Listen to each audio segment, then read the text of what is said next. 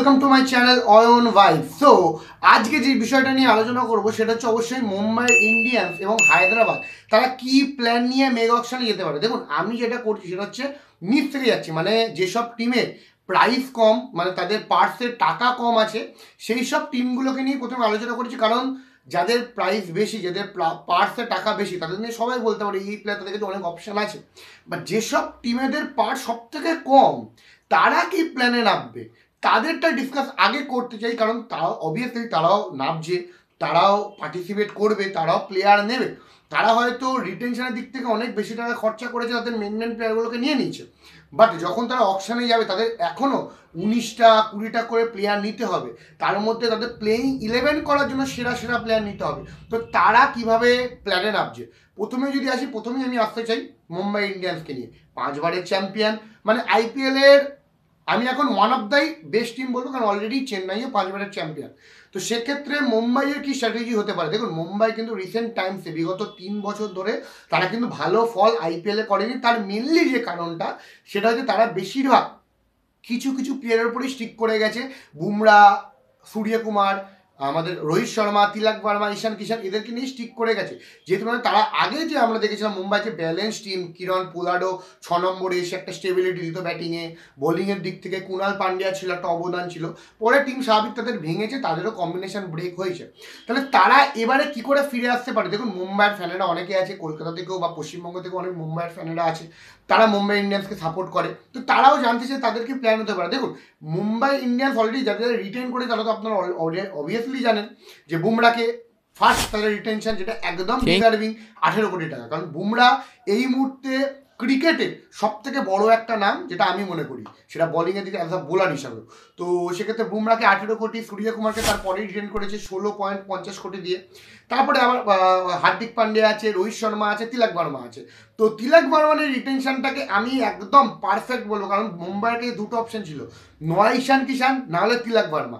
Mumbai Indians তো তিলক ভার্মার কাছে গেছে। তিলক ভার্মা অলরেডি কিন্তু কালকে 100 কোটি দিয়ে বুঝিয়ে দিয়েছে যে এই যে রিটেনশনটা, এইটা দারুণ রিটেনশন।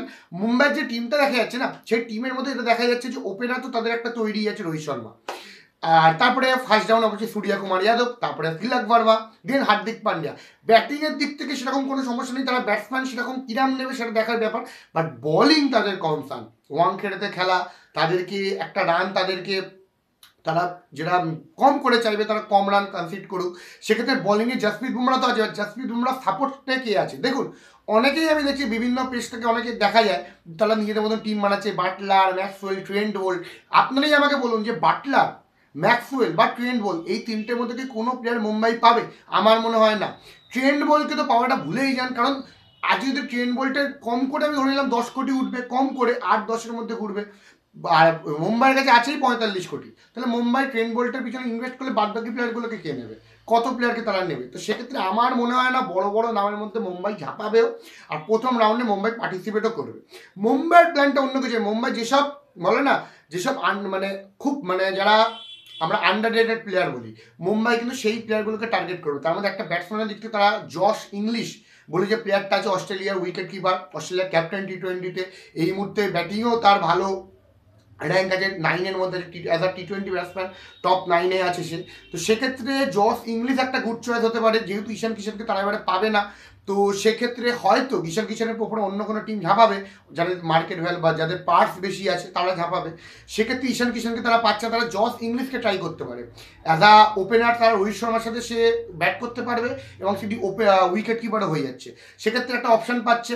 এবং অলরাউন্ডারের দিক থেকে অনেক অলরাউন্ডার আছে, নবী আছে, নবীকে তার আগেও নিয়েছিল, এবারেও নবীকে নিতে পারে, আফগানিস্তানের নবী আছে। প্লাস আমাদের রোবমান পাওয়েল আছে, রোবমান পাওয়েলকে নিতে পারে, হার্দিক পান্ডিয়ার পরে এসে ব্যাট করতে পারবে।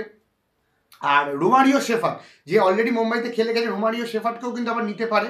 তো দেখা যাক মুম্বাইয়ের কি প্ল্যান হতে পারে। মুম্বাই কিন্তু এই কিছু কিছু পার্টিকুলার প্লেয়ারদের টার্গেট করবে, এবং অবশ্যই কিছু কিছু ইন্ডিয়ান প্লেয়ারকেও ভালো ভালো, যারা রঞ্জিতে বা অলরেডি ডোমেস্টিক ক্রিকেটে খেলছে, তাদেরকেও মুম্বাই টার্গেট করতে পারে। মুম্বাই যেটা জানা, মুম্বাই অলরেডি প্লেয়ার তোলে, এইসব দিক থেকে প্লেয়ার নিয়ে ভাবে। তো এটা গেল মুম্বাই। এবারে হায়দ্রাবাদের ব্যাপারে আসি, তো হায়দ্রাবাদ কি করতে হবে দেখুন, হায়দ্রাবাদও কিন্তু মুম্বাইয়ের মতনই দান খেলেছে, তারাও কিন্তু অনেকটা টাকা ইনভেস্ট করেছে রিটেন।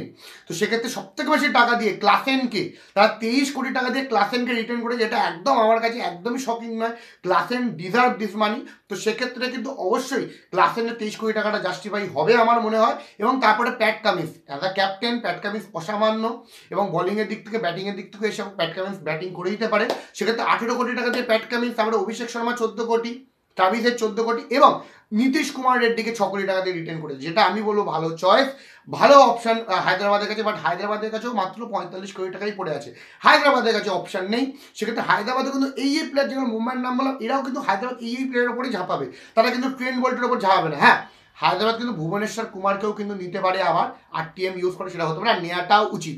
হায়দ্রাবাদের থেকে কিন্তু অনেক বোলার বেরিয়েছে, খালিল আহমেদ না সরি নাটরাজন কিন্তু বেরিয়েছেন, নাটরাজনকে কিন্তু আবার হায়দ্রাবাদ ট্রাই করতে পারে। বাট নাটরাজনকে যদি অন্য কোনো টিম নেয় তাহলে আমি আরও বেশি খুশি হব। নাটরাজন একটু হায়দ্রাবাদের বাইরে গিয়ে এবার একটু পারফরমেন্স আরও বেটার করুক, তাহলে নাটরাজনের পক্ষেও সুবিধা হবে, ডেথ বোলার হিসেবে নাটরাজন। আর যদি মুম্বাই যদি নাটরাজনকে টার্গেট করে, তাহলে বুমরা আর নাটরাজনের কম্বিনেশনটা কেমন হবে? আমার মনে হয় কোনো বিদেশি বোলার এসব মুম্বাইয়ের দরকার আছে, প্রপার অলরাউন্ডার ওপেনারের উপর ইনভেস্ট করুক, তাহলে হয়ে যাবে।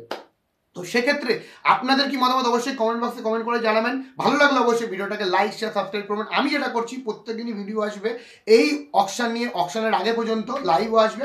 তো আপনারা চ্যানেলটার সঙ্গে জুড়ে থাকুন, এবং ভালো লাগলে অবশ্যই লাইক শেয়ার সাবস্ক্রাইব করতে ভুলবেন না। ধন্যবাদ।